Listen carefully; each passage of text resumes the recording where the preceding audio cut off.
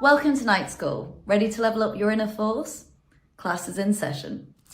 Hi everyone, I'm Stephanie Sword-Williams and I'm the founder and author of Fuck Being Humble. I help people be unapologetically proud of their achievements and get over the fear of self-promotion.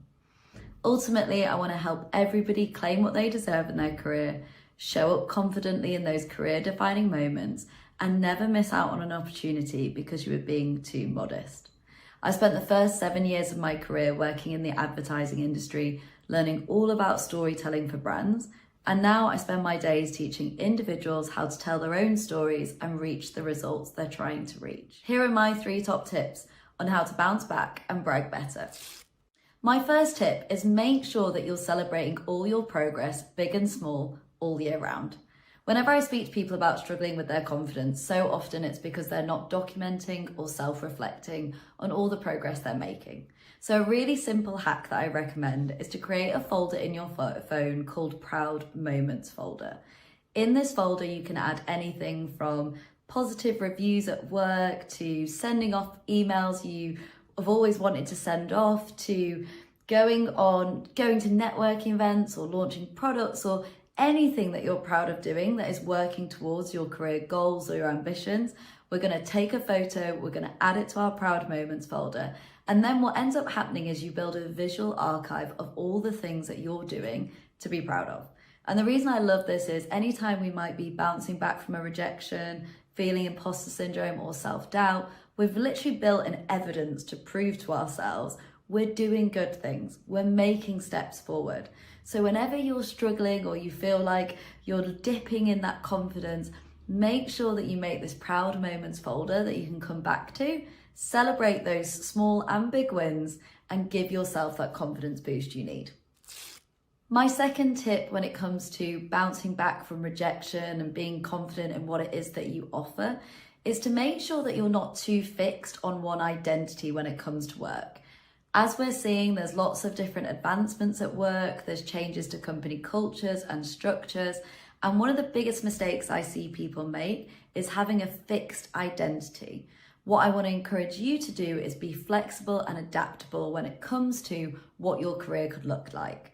We've been sold this idea that we need to climb a ladder or we need to tick certain boxes before we can be seen as a success or be seen as something that we'd once envisaged in our head. But what I'm really passionate about is reminding people that our careers are going to change regularly because as humans, we change regularly. It has been estimated that on average, we will have 12 different careers. So being open to change is something that I really want people to be open to. And something that I often try and encourage people to reflect on is I want you to see your career as a body of work. It's something that is not about a certain journey in a certain order, but it's about you exploring different parts of yourself, different chapters, different decades, different moments that you really want to explore rather than staying fixed in this one identity. The more open and adaptable you are, the better you will be able to access opportunities, especially in times when we are going through difficult economic crises or different crises when it comes to employment. So I really want everybody to be thinking about how can I be more flexible and open to exploring different areas of my career without feeling fixed in one identity. My third tip is when it comes to self-promotion, you've got to mix up your strategy and try different things. I want you to be trying out online and offline self-promotion. I want you to be experimenting with different elevator pitches, different conversation starters. I want you to be visiting different networking events. I want you to be thinking about how can I grab people's attention? Could you start something of your own? Could you build a community? I think one of the biggest mistakes we make is hoping that just by applying for jobs in one format, whether that's emailing or submitting portfolios, that's how opportunities are going to happen. And so often it's not. So if you're struggling with seeing results on the method that you're currently using, this is your time to mix up your self-promotion.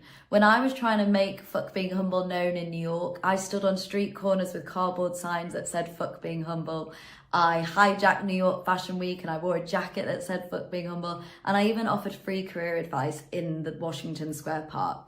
And I did all of these different experiments my self-promotion because I wanted to see how could I grab people's attention, how could I create an interesting conversation, and how could I showcase my skills as a creative person. So when you're thinking about getting your name out there, I want you to almost treat your self-promotion as a creative brief. How can you be getting people to talk about you? Who could you collaborate with? What mediums could you try? What's nobody else doing, right? I really want you to be thinking outside the box instead of just copying what you see online. That's today's dose of magic. Put it to use and make it yours. We're cheering for you.